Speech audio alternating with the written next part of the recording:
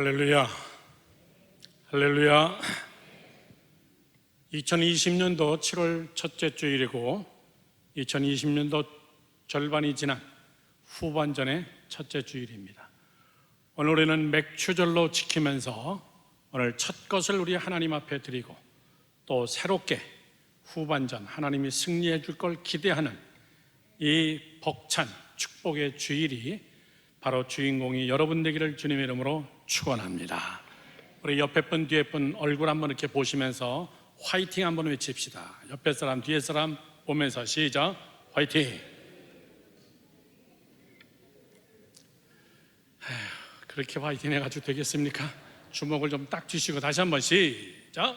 옆에 분 뒤에 분 뒤에 분 옆에 분. 할렐루야.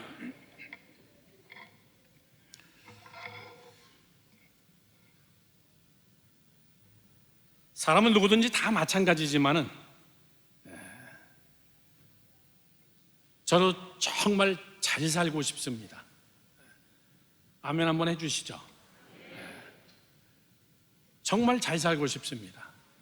이 세상 모든 사람 다 잘 살고 싶어 합니다. 특별히 저는 여러분들이 우리 맥추절을 맞이하여서 2020년도 남은 6개월 정말 잘 살고 큰 축복 누리기를 주님의 이름으로 축원합니다. 세상 사람들은 저 사람 되게 잘 살아 그러면은 하나밖에 없습니다. 돈입니다. 돈 많으면 무조건 잘 사는 거예요. 그리고 돈 없으면 무조건 못 사는 사람입니다. 정말 그럴까요? 여러분, 그렇지 않습니다. 저는 제 마음속에 딱 제가 가지고 있는 잘 사는 것 두 가지가 있습니다. 이건 성경적인 말씀입니다. 첫째, 잘 사는 건요, 기뻐야 잘 사는 겁니다.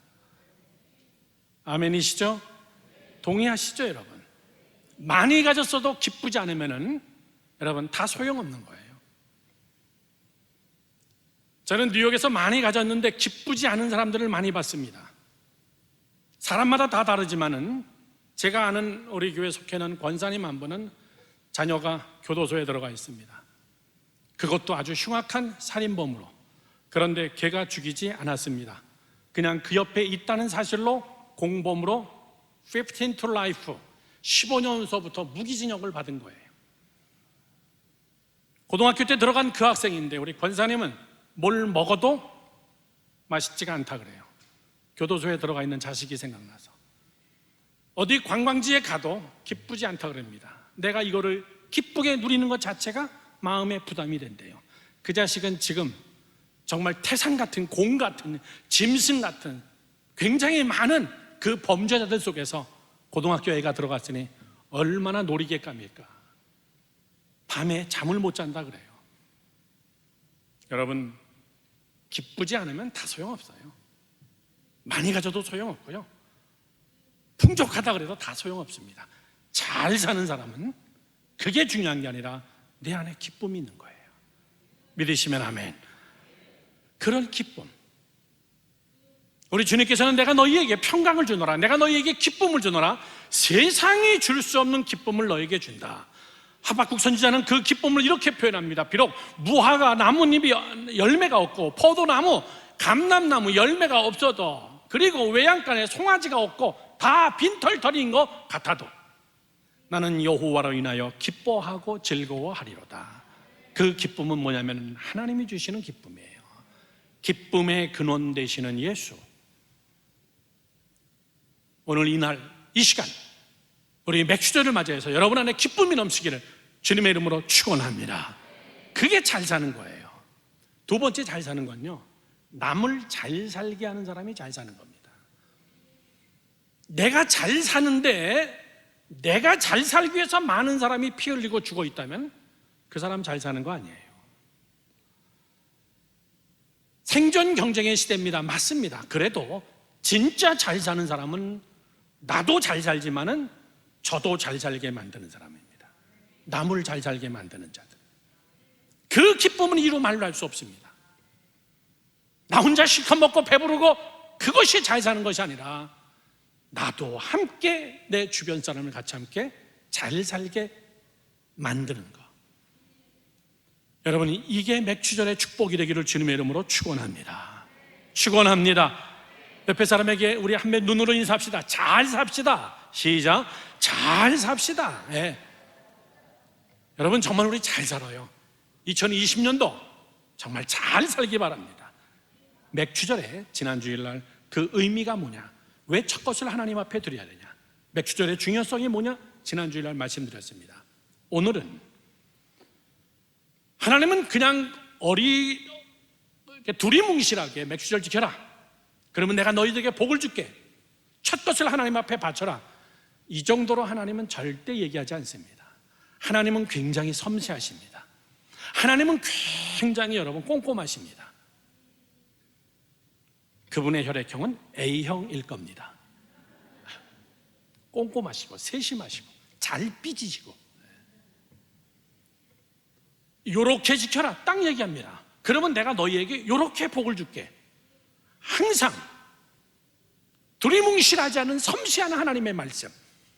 여러분 오늘 이 말씀 속에 그대로 하나님의 말씀 속에 아멘 하시면서 이 맥추절의 축복이 여러분에게 은혜가 되기를 주님의 이름으로 축원합니다. 자, 첫 번째입니다. 우리 맥추절을 어떻게 지켜야 하는가? 다 같이 해봅시다. 시작. 맥추절을 어떻게 지켜야 하나? 잘 지키면 됩니까? 주일날 참석하면 됩니까? 예배 마치면 끝나는 겁니까? 그렇지 않습니다. 오늘 맥추절 헌금 봉투에다가 헌금을 넣고 드리는 걸로 끝나는 걸까요? 그렇지 않습니다. 여러분 오늘 하나님 앞에 이 맥추절을 내가 제대로 지키고 있는 것인가, 이거를 한번 세 가지로 하나님은 우리에게 이렇게 말씀하십니다. 다 같이 함께 성경을 다시 한번 보겠습니다. 10절 말씀 보십시오. 내 하나님 여호와 앞에 77절, 맥추절의 다른 이름입니다. 77절을 지키되 내 하나님 여호와께서 첫째 내게 복을 주신 대로, 둘째 내 힘을 헤아려, 셋째 자원하는 예물을 드려라. 얼마나 하나님이 정확하십니까? 오늘 이거 하나하나를 우리가 좀 짚어보면서 꼭 오늘만이 아닌 매일 하나님 앞에 첫 것을 드릴 때마다 저는 여러분의 마음속에 이것이 완전히 의식화가 되기를 주님의 이름으로 축원합니다. 자, 첫 번째는요, 이렇게 말씀하십니다. 내게 복을 주신 대로. 시작. 내게 복을 주신 대로. 다시, 내가 복을 받은 만큼. 시작. 내가 복을 받은 만큼이에요. 여러분 6개월 동안 어떤 복을 받았습니까? 6개월 동안 얼마나 큰 복을 받았습니까? 크냐 작냐, 그거를 얘기하는 것이 아니라 내가 내게 준 복을 너 한번 생각해보고 헤아려 봐라, 그 얘기예요. 히브리 사람들이 하는 감사는, 이 히브리식 감사는 이렇게 말합니다. 생각하고 감사하라, 그 얘기예요. 깊이 생각해봐라. 제발 좀 자세하게 생각해보고 그렇게 하고 하나님 앞에 감사하라. 뭘 감사할까? 이런 막연한 것이 아니라는 거예요. 이 생각이라는 것은 굉장히 중요합니다. 예수님께서도 설교하실 때 계속해서 생각 좀 해봐, 생각 좀 해봐, 생각해봐라. 들에 있는 백합화를 봐라. 심지도 않고 거두지도 않고 길쌈도 아니하는데 생각해봐라. 다 자라잖아, 다 피잖아. 저도 저희 집 현관에서 나와서 파킹장 바로 옆에 정원이 있습니다. 거기에 꽃이 피는 거 보면 정말 기가 막혀요.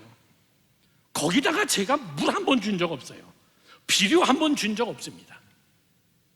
봄이 되면 어김없이 그냥 튤립, 채종화, 기타, 이름도 모르는 많은 꽃들이 그냥 피어납니다.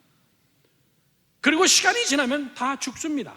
그리고 눈이 내립니다. 죽었나 보다. 그 다음에 또 나옵니다. 예수님은 너희들 생각 좀 해봐라. 쟤네들이 농사 짓냐? 공중나는 새를 봐라. 쟤네들이 씨앗을 뿌리냐? 쟤네들이 무슨 저축을 해놓고 사냐? 다 하나님이 먹이고 입히시지 않느냐? 좀 생각해라. 하물며 너희일까 보냐. 하찮은 이 들풀이라 할지라도 오늘 있다 내일 아궁이에 던지는 들풀도 하나님이 허락해야만 되는 것이다. 여러분 생각해보세요. 그냥 대충이 아니라 아주 깊이 있게. 예수님은 계속 말씀하십니다. 너희 자녀들이 떡을 달라고 하는데 돌을 줄 부모가 있느냐? 생각해봐라. 생선을 달라고 하는데 전갈을 갖다 줄 부모가 있느냐? 생각해봐라. 더 좋은 것으로 주시는 우리 천부 하나님 아니냐? 그러므로 내일 일은 내일 걱정할 것이야. 한날 괴로움은 그날의 족하니라. 염려하지 마라. 오늘 우리가 6개월을 생각해보면 여러분 감사가 얼마나 많습니까? 찬송가 작사자는 그렇게 얘기한 거예요. 하늘을 두루마리 삼고 바다를 먹물로 삼아도 그 감사를 다 쓸 수가 없다. 여러분 생각해보세요. 오늘 하나님은 신명기 17장 마지막 절 12절에 이렇게 하겠습니다. 너는 애굽에서 종되었던 것을 기억하고 한번 생각해보고 이 절기를 지켜라, 그 얘기예요. 여러분, 우리는 은혜로 생각하는 자들이에요. 은혜로 생각하는 자들, 믿으시면 아멘. 오늘 제가 청년부 설교는 의식 있는 청년이 되자. 절기 속에서 우리의 머릿속에 집어넣어야 될 의식이 뭐냐? 첫 번째는 하나님이 창조하시는 하나님의 창조의식을 깨닫자. 하나님께서 6개월 동안 얼마나 많은 일을 했냐? 저도 다음 달이 되니까 벌써 한국 온 지 1년이 됩니다. 하나님이 참 많은 일을 했어요. 정말 막연하게 왔습니다. 그래도 하나님이 많은 사람 만나게 해주셨습니다. 많은 일들을 하나님이 계획하시고 저보다 먼저 오셔서 그분이 많은 일들을 창조하고 계세요. 창조의식을 가져라. 동행의식을 가져라. 그분은 나와 동행하신다. 세 번째, 가능의식을 가져라. 하나님이 가능하게 한다. 너희들 남은 6개월 걱정되느냐? 어떻게 먹고 살까 걱정되느냐? 걱정하지 마라. 가능의식 가져라. 마지막, 사명의식을 가져라. 어떻게 살아야 되냐, 그 얘기죠.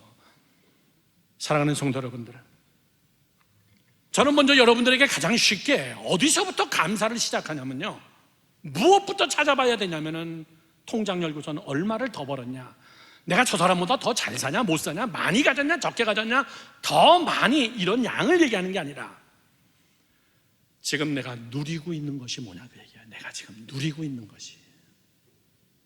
여러분, 지금 이 시간에 다 마스크 끼시고 거리두기하고 앉아서 예배 드리는 거, 이거 여러분 은혜입니다. 은혜예요. 제가 있었던 뉴욕 열방교회 물어보니까요, 8부로 예배 드린대요. 8부로 20명 이상 모이면 안 되기 때문에 20명씩 쭉 하루 왼종일 예배 드린대요. 그래서 제가 담임 목사한테 그랬죠. 너 젊어서 다행이다. 내가 만약에 거기다 8부들이라면 나는 한 달 있다가 장례식 치른다. 여러분, 빈자리 많아요 지금요. 얼마나 감사한데요. 지금 내가 누리고 있는 게. 지구 한편에서는요, 정말 내 교회에서 예배 한번 드리는 게 소원인 사람이 한두 사람이 아니에요. 심지어는요, 지금 남수단에 성경책 18,000권이 도착했습니다. 그 크리스천들에게 물어보세요. 무엇이 소원입니까? 그러면 내 성경책 하나 갖는 게 소원이래요. 우리는 성경 안 들고 다녀. 그 난민들이 인종차별과 종교적 갈등 때문에 내전을 피해가지고 도망 나와서 에티오피아에 와서 살고 있으면서 제가 그들에게 물어봤습니다. 소원이 뭔가요? 그랬더니 아무것도 얘기 안 해요. 내 조국 남수단에 돌아가서 내 교회에서 예배 드렸으면 좋겠습니다. 우리는요, 이건 지금 복에 겨운 정도가 아닙니다. 저는 이번 주 금요일 날 청년부 헌신 예배 드리면서 한 40여 명 청년들이 올라와서 찬양을 인도하는 걸 제가 밑에서 이렇게 보면서요, 쟤네들은 참 행복하겠다. 쟤네들은 진짜 좋은 시절에 태어났다. 야, 쟤네들 이 행복을 알까? 이걸 지금 누리면서 이것이 정말 복이라는 것을 계속 깨달아야 되는데, 그저 금요일 날 하루의 행사로 끝나는 것이 아니라 이게 얼마나 큰 축복인지 쟤들이 알아야 되는데, 여러분, 얼마나 큰 축복인데요. 연세대학교 원목이신 여자 목사님께서 뉴욕에 오셔서 저희 교회에서 간증 집회를 이틀 하는데 그런 말씀을 한 게 제가 평생 잊혀지지 않습니다. 목사님, 네 발로 걸어와서 네 발로 진단받고 네 발로 처방전 받아가지고 약 받아가지고 돌아가는 사람은 우리 병원에서는 환자라 그러지 않아요. 환자도 아닙니다. 분명히 아파서 병원에 왔어도 네 발로 와서 내가 진료받고 어디가 아프다는 이야기를 듣고 거기에 맞는 처방전을 받아가지고 집에 가면 그 사람은 여러분 환자 축에도 못 껴요. 그러면서 하시는 말씀이 자기 발로 못 들어오고 앰뷸런스 타고 들어오는 사람은 한두 명 아닙니다. 하루에. 우리 연대세브란스 병원만 그렇습니까? 대한민국 전체에, 전 세계에 얼마나 많은 병원 중에, 아니 병원까지 가보지도 못하는 자들이 얼마나 많은데요. 그리고 입원해서 병명이 뭔 줄 알고 치료받고, 그것도 행복한 환자입니다. 무슨 병인지 알고 치료하고 있다는 건 행복한 거예요. 무슨 병인지 모르고 치료가 안 되고, 그리고 매일매일 여러분 시체실로, 영안실로, 장례식장으로 가는 환자들이 한두 명이 아니라는 거예요. 여러분, 오늘 저녁에 여러분 남편과 아내와 우리 자식들이 한 식탁에 앉아서 밥을 먹는다면 그건 진짜 엄청 대박 감사한 거예요. 아멘 하시기 바랍니다. 얼마나 감사한 건데요. 이 누림의 법칙, 내가 지금 무엇을 누리고 있는 것인가?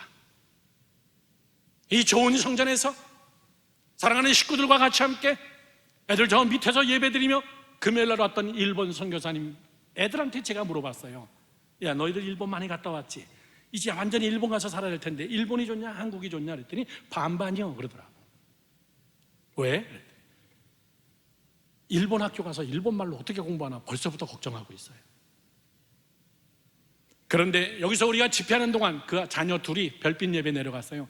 별빛 예배 내려가서 애들이 얼마나 재밌었는지, 아빠 일본 안 가고 그냥 이 교회 나오면 안 돼? 그러더래요.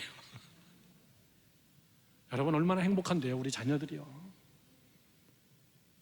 이것만 가지고도 우리는 얼마든지 하나님 앞에 감사할 수 있어요. 갈비를 대접하고 예배 끝날 때쯤 애들에게 너희들 또 뭐 먹고 싶냐 그랬더니 신당동 떡볶이요 그러더라고요. 그거 사줬으면 그랬대요. 그랬더니 저희 아들이 얼른 잽싸게 뛰어가서 마봉님 할머니 집에 가서 3인분인가 몇 인분을 포장해가지고 떡볶이를 딱 싸서 주니까 걔 얼굴이 너무너무나 해피한 거예요. 누구는 여러분 옆집에 있는 떡볶이가 소원이에요. 선교사님들의 소원이 신당동 떡볶이입니다. 우리가 누리고 있는 것들이 얼마나 많은데요. 그래서 하나님은 우리에게 얘기합니다. 내게 복을 주신 대로 너 생각 좀 해봐라. 너 좀 깨달아봐라. 오늘 복에 겨운 우리들, 시작. 복에 겨운 우리들. 아멘이십니까? 두 번째, 하나님은 이렇게 지키라고 얘기하고 있습니다. 내 힘을 헤아려. 내 힘을 헤아려. 너가 그렇게 많은 복을 받았다는 것을 깨달았으면 너 힘을 다해가지고 하나님 앞에 내 삶을 드려라. 내 힘을 다해서 대충 하지 마라. 그냥 흉내만 내지 마라. 어설프게 하지 마라. 나는 내 힘을 내가 안다는 거예요. 여러분, 힘을 다한다는 게 뭔지 아십니까? 그 힘은 어디서 나오냐면은 저 사람이 힘이 있냐 없냐 그건 뭘로 측정하는 거냐면 얼마를 이야기하는 게 아니에요. 저 사람 정말 힘을 다했다는 것은 뭘로 측정하냐면은 하나님을 얼마만큼 사랑하느냐 그 얘기예요. 사람은 사랑하는 것만큼 하게 되어 있습니다. 하나님을 사랑하는 것만큼 표현하게 되어 있습니다. 이건 여러분 우리가 거부하지 못해요. 네가 나를 얼마나 사랑하는지, 내가 내게 준 복을 네가 깨닫고 내 사랑을 네가 안다면은 그 사랑하는 것만큼 해라. 네가 나를 사랑하는 것만큼. 자, 쉽게 얘기합시다. 저를 보세요, 여러분들. 우리가 제일 사랑하는 사람이 누굽니까? 자식이죠. 자식입니다, 여러분. 왜? 우리는 자식을 위해서는 눈도 빼줄 수 있습니다. 여기는 아닌가 보죠? 내 목도 내놓을 수 있어요. 내 자식을 위해서라면은, 내 자식이 병들었다면 내 신체라도 빼서 이식이라도 해줄 수 있습니다. 왜? 이 세상에서 내가 제일 사랑하는 사람이기 때문에. 오늘 아침에 6시쯤 일어나서 교회 나오려고 준비하는데 저희 아들 넥타이가 제 마음에 별로 안 들어요. 아빠 방에 가서 다른 넥타이 하지 그랬더니 왜 그래? 난 이게 제일 좋아. 그래서 아침에 넥타이 가지고 또 신경이 버릴 것도 없어가지고 저는 제 넥타이 다 주고 싶어요. 네 거 내 거 없이 너가 하고 싶은 거 다 해. 너 가지고 싶은 거 다 가져. 그런데 어느 날 집사님이 저희 집에 오셔가지고 제 넥타이 다 가져가면은 왜 그러세요? 아, 그거 왜 가지고 가세요? 다 선물 받은 건데 아깝잖아요. 자식이 가져가면 하나 꼽습니다. 저희 애들이 저에게 선물을 해줍니다. 식사를 대접합니다. 결혼기념일 또 제 생일 이럴 때 식사를 대접합니다. 용돈 많지도 않은 애들인데 아르바이트 해가지고 학교 다니면서 제가 다 알아요. 저를 사랑한다는 거 압니다. 저는요 다른 방법으로 계속 채워줍니다. 다른 명목으로 막 채워줘요. 전철비 또 올랐대는데 이걸로 전철비해. 한 달 전철비가 한 35만 원입니다. 그러면 제가 한 500불 정도 줍니다. 아, 나 있는데 그냥 가져. 이걸로 해. 엄마 몰래 그냥. 그걸 갚아주는 거예요. 여러분들이 최선을 다하고 여러분이 힘을 다하여서 내가 사랑하는 것만큼 하는 거예요. 잘 들으십시오. 아브라함이 그런 사람이었어요. 아브라함이 여러분 늦둥이 정도가 아니죠. 이건 기적이죠. 기적 자체. 그 이삭을 낳는데 그 이삭을 어느 날 하나님이 갖다 바치라는 겁니다. 여러분 성경은요 연대기를 잘 따져보고 나이 사건을 잘 따져보면 정확하게 그때 나이가 나옵니다. 이삭을 모리아산에 제물로 드린 이후에 그의 아내가 죽습니다. 아내가 죽을 때 나이하고 계산해보면 이삭이 이때 나이가 한 30세쯤 됩니다. 30살쯤 되는 거예요. 생각해보세요. 어렸을 때요 선생님들이 동화할 때 아브라함이 이삭을 등에다가 업고 가요. 30세 노인네가 30세를 어떻게 업고 가요? 그리고 이삭을 번제단 위에다 딱 갖다가 묶고선 올려다 놓고 묶는데 이삭이 혼자 올라갔어요. 거기에 그 큰 자식을 다 큰 자식을 들어가지고 거기다 앉혔겠습니까? 더 기가 막힌 게 뭡니까? 그 아버지의 그 아들이에요. 아버지 왜 그러세요? 하나님이 너를 제물로 드리라고 한다. 요즘 애들 같았으면요 꼭 예수를 그렇게 믿어야 돼? 아니 우리 하나님이 인사 사람을 제물로 드리는 걸 하나님이 원하실까? 아버지 나를 잡겠다고? 아버지 미쳤어? 하나님이 그런 거 시켰단 말이야? 그리고선 뿌리쳤을 겁니다. 도망갔을 겁니다. 아브라함이 이겨내지 못해요. 여러분이 그 힘 가지고 100세가 넘으면 아브라함이 어떻게 이기겠습니까? 건장한 30대 젊은 청년을. 그 이유는요 이삭이 혼자 올라간 거예요. 그 위에. 그래요. 그럼 아버지 그렇게 하세요. 하나님의 마음이 감동 그 자체입니다. 하나님의 마음이 그 감동 그 자체예요. 그게 뭔데요? 힘을 다했다는 거예요. 쟤는 자기 인생의 모든 힘을 내 명령에 준수하는데 그대로 쓰는구나. 그때 나온 축복이 뭔가요? 그때 나온 축복이 여호와 이레. 하나님이 예물을 준비시켜놨더라. 여러분 양 한 마리 가지고 얘기하는 거 아니에요. 그날 이후로 아브라함은 forever 죽을 때까지 그의 아들 이삭, 그의 아들 야곱, 그의 아들 요셉, 12지파 그 민족까지도 다 하나님께서 어떤 복을 주셨다고요? 여호와 이레의 복. 믿으시면 아멘 하세요. 히브리 사람들은 이삭의 자손들이라고 굉장히 강조합니다. 이삭의 자손들. 우리는 하나님 앞에 순종했다 그 얘기예요. 우리는 희생 제물의 민족이다. 우리는 수도 없이 여기서 치이고 저기서 치이고 유대인에게 치이고 우리 600만 명 죽었고 우리는 그 희생 속에서 우리는 여기까지 왔다. 이삭, 희생에 따른 순종. 여러분 하나님 앞에 복 받기를 원하십니까? 질문 자체가 여러분 우습죠. 너무나 당연한 건데 하나님을 사랑하는 것을 깊이 있게 그 사랑을 표현하세요. 그게 여러분 사랑입니다. 아멘이십니까? 어떻게 사는지 다 아는데 제 생일날 사탕 2개를 날랑 들고 왔다 그러면은 목사님 진심으로 축하합니다. 제가 마음을 다해서 목사님께 사탕 2개를 생일 선물로 드립니다. 속 속보이는 거죠. 속보이는 거죠. 사랑하는 성도 여러분들, 아브라함뿐만이겠냐 그 얘기예요. 성경에 나오는 위대한 인물들, 예수 그리스도를 만난 후에 자기의 삶이 완전히 변화되어지고 예수의 최측근이 된 마리아, 마르다, 예수님이 식사하러 오셨을 때 200데나리온, 아마 모아놨던 거 전부일 겁니다. 그걸 깨갖고 예수님의 사역에 쓰세요, 이렇게 헌금으로 드린 것도 아니고 그걸 깨서 발을 닦았다는 거예요. 그만큼 사랑한다는 거예요. 그만큼 내가 사랑합니다. 우리 성전 건축할 때요, 예수마을교회도 마찬가지입니다. 애 못 낳는 부부가 있는데 애 낳으려고 한국에 와서 실용관하게 하려고 그 돈을 다 모아놨던 거 그냥 딱 깨가지고 우리 애기 없이 살기로 결정했습니다. 애기 없이 살기로 결정했으니까요, 목사님 이거 건축 헌금입니다. 어느 부부는요, 제가 신방 갔는데 집에서 아파트 지붕에서 물이 새더라고요. 목사님 죄송해요, 이렇게 누추한 데서 신방 와주셔서. 괜찮아 젊은데 뭐 어때. 30대 중반이었습니다. 그 부부가.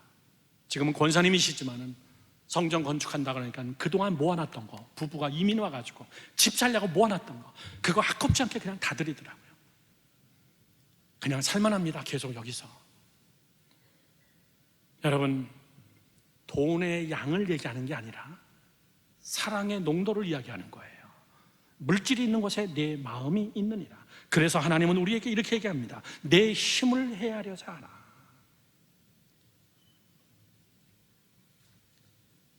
마지막 세 번째는요, 자원하는 예물로 드려라 이렇게 써 있습니다. 참 하나님 꼼꼼하세요. 정확하십니다. 그러나 그대로 우리도 꼼꼼하고 정확하게 정말 하나님의 말씀을 순종하면은 하나님은 우리가 감당하지 못할 복을 주신다고 조금 이따 두 번째 나옵니다.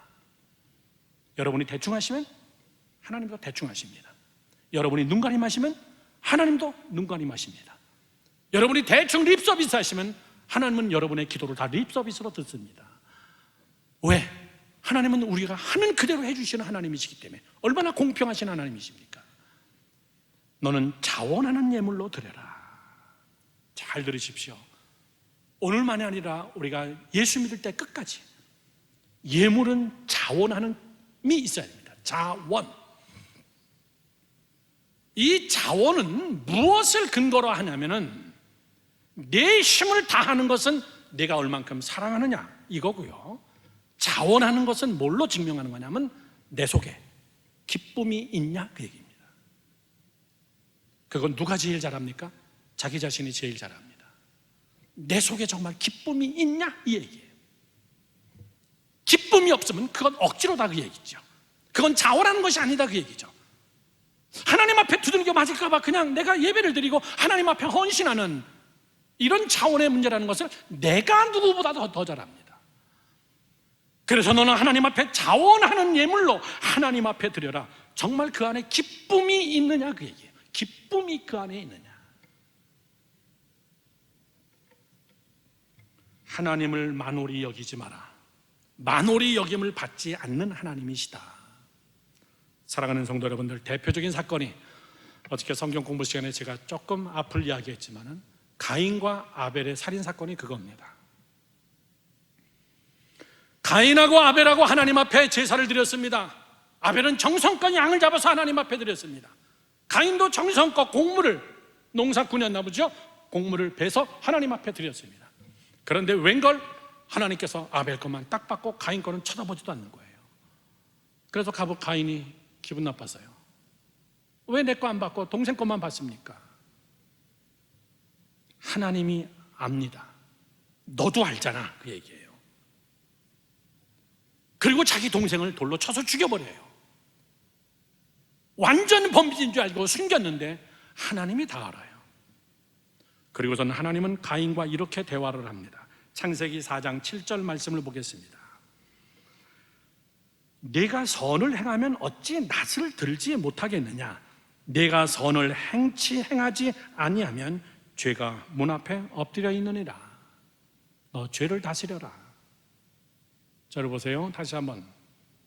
내가 선을 행하면 어찌 낯을 들지 못하느냐. 우리가 정말 자원하고 기쁜 마음으로 하는지 안 하는지는 내가 알고 하나님이 알아요. 내가 정말 기쁨으로 했다면 너 왜 얼굴을 못 들어? 내가 너 예물 안 받은 이유 알지? 너 대충 했잖아. 너 형식적으로 했잖아. 안 할 수 없으니까 그냥 했잖아. 네 동생하고는 차원이 달라. 내가 내 예물을 안 받은 이유가 왜 없겠니? 그 이유는 네가 더 잘 알잖아. 여러분, 자원은 그런 겁니다. 난 성경에서 제일 불쌍한 사람이 신약에 나오는 아나니아와 삽비라예요. 집 팔아가지고 건축 헌금하고 죽어버려서 직사했어요. 차라리 안 했으면 안 죽지. 집을 팔아가지고 하나님 앞에 드린다고 했는데 절반인지 얼마인지 뚝 잘라서. 그래도 여러분 크잖아요. 그래도 그러나 그 안에 여러분 가식이 숨어 있었다는 거예요. 자기 증명이 숨어 있었다는 겁니다. 이것이 크냐 작냐 그거를 얘기하는 것이 아니라 내가 힘을 다했고 내가 정말 기쁨으로 하나님을 사랑하는 마음으로 하나님 앞에 예물을 드렸다면 너도 기쁘고 나도 기쁘다. 주는 자도 기쁘고 받는 자도 기쁘다, 그 얘기예요. 사랑하는 성도 여러분들, 고린도후서 9장 6절에서 7절 말씀은 이렇게 써 있습니다. 이것이 곧 적게 심는 자는 적게 거두고 많이 심는 자는 많이 거둔다 하는 말이로다. 7절, 각각 그 마음이 정한 대로 할 것이요 인색함이나 억지로 하지 말지니 하나님은 즐겨내는 자를 사랑하시느니라. 믿으시면 아멘. 믿으시면 아멘.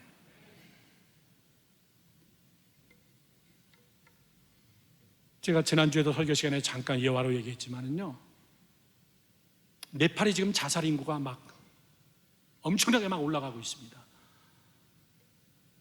코로나로 죽은 사람은 600 언더, 한 500명 조금 모자라는데 굶어 죽느니 차라리 자살해서 죽는 사람들의 숫자가 지금 1000을 막 넘어가고 있습니다. 다음 주일날 네팔 선교사님이 오신다 그래서 저는 그분하고 같이 함께 좀 대화를 나누고, 예배 후에 몇몇 분들이 헌금해 주신 거 제가 그분에게 다 보냈습니다. 선교사님들 연합해가지고 식량 보조하는데 다 보내드렸습니다. 여러분, 우리는 얼마나 많은 것을 누리는데요, 얼마나 큰 것을 누리고 있는데요. 하나님은 그리고 우리를 더 축복해 주길 원하고 계세요. 여러분의 대의 대를 이어서 자녀의 자녀를 이어서 하나님은 중단되지 않는 축복을 허락해 주기를 원하는데, 우리는 그 사이 속에서 우리는 브릿지 역할, 다리 역할을 하는 겁니다. 절기를 통해서. 믿으시면 아멘. 아멘 하시기 바랍니다. 마지막 두 번째입니다. 그러면 하나님이 우리에게 어떤 축복을 주시냐? 저는 여러분이 맥추절 축복의 주인공이 되라, 그 얘기입니다. 시작. 맥추절 축복의 주인공이 되자, 그 얘기예요. 맥추절 축복의 주인공이 되세요. 저는 지금도 잊혀지지 않습니다.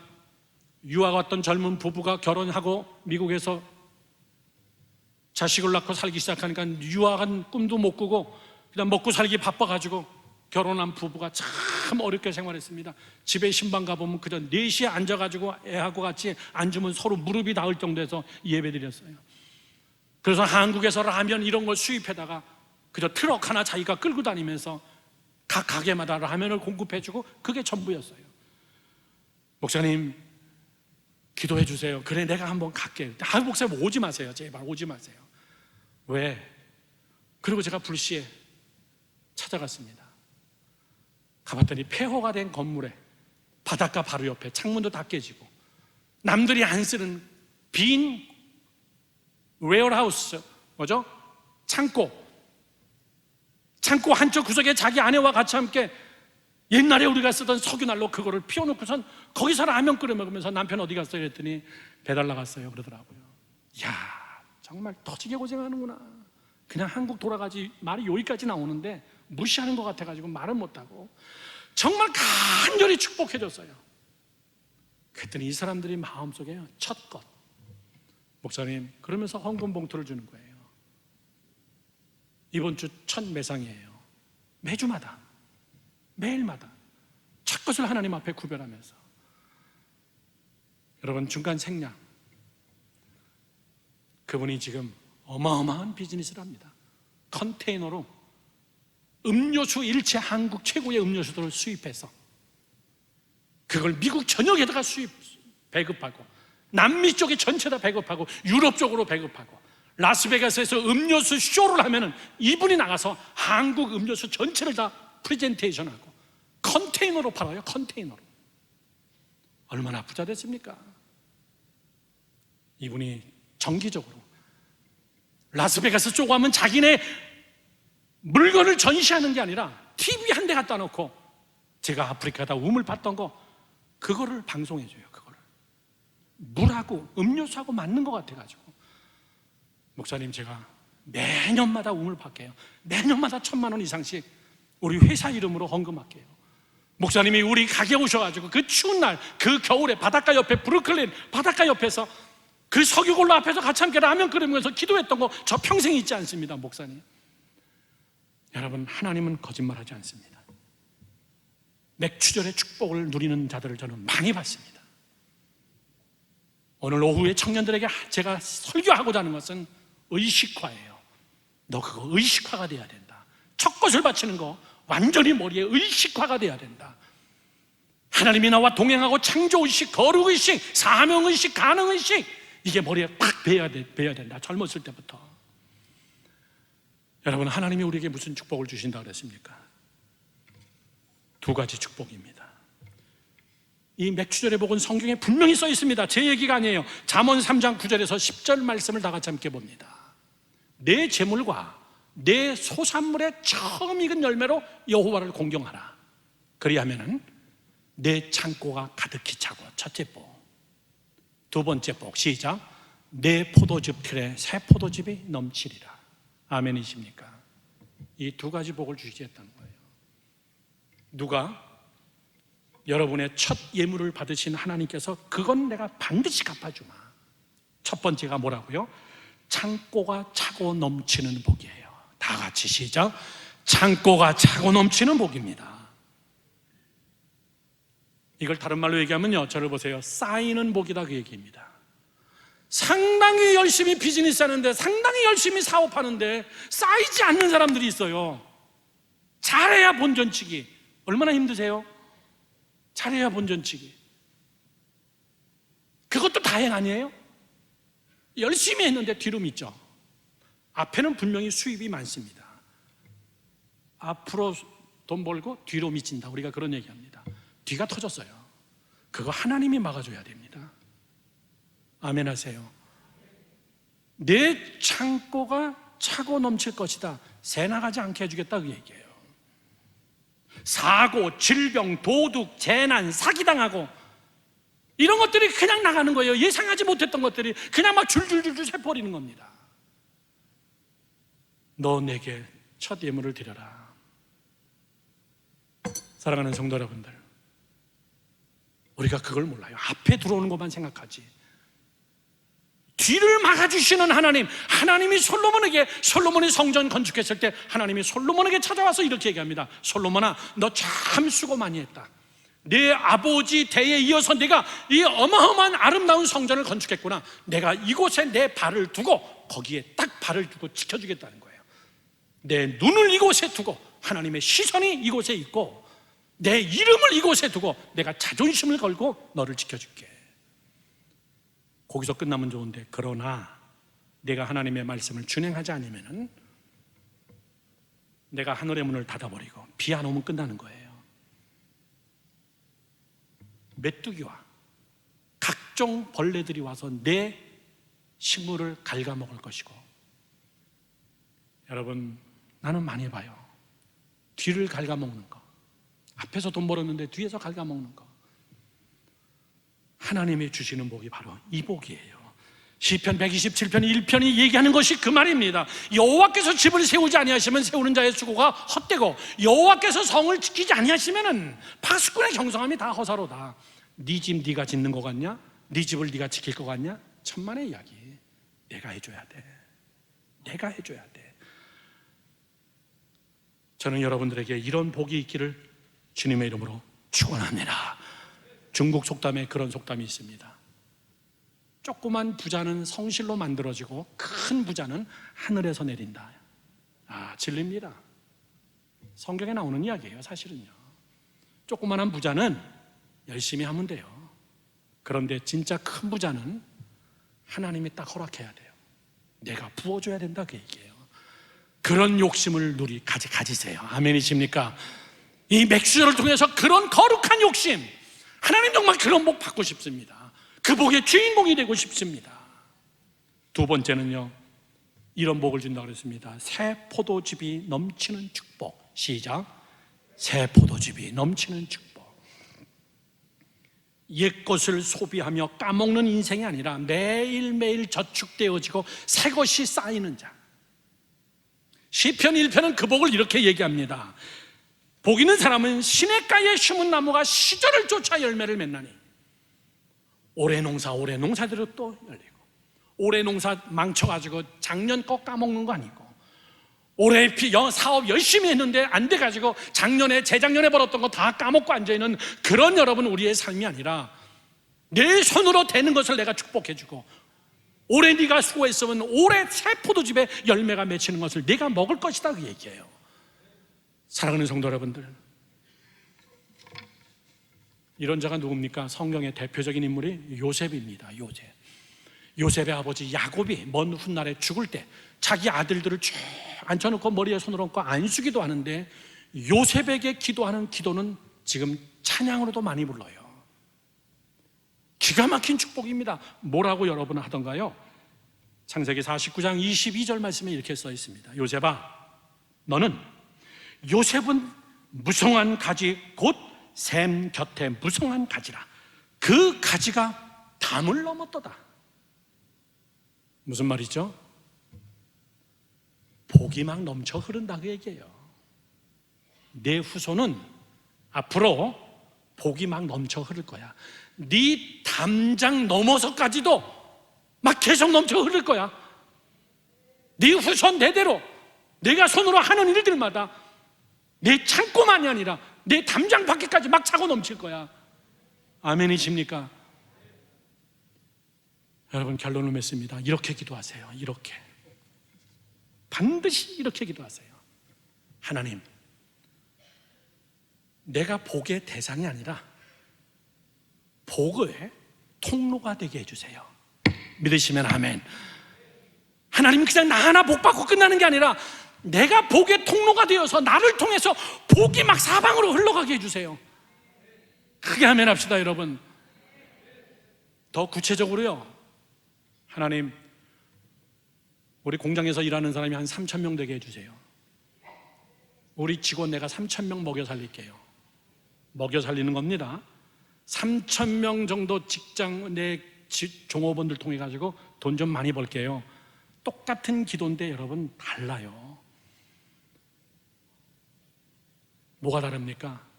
내가 저들을 먹여 살릴게요. 종업원들을 내가 먹여 살릴게요. 어려운 자들을 내가 우리 공장에 데려다가 먹여 살릴게요. 일하는 사람은 나에게 돈을 벌어주는 사람이 아니라 내 집에 와서 일을 한다는 것은 내가 저들을 먹여 살려야 될 책임이 있다고, 그렇게 우리는 생각하는 거예요.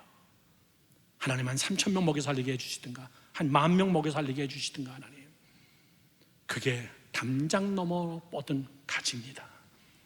사랑하는 성도 여러분들, 저는 오늘 이 맥주절 얼마나 여러분 축복의 날입니까?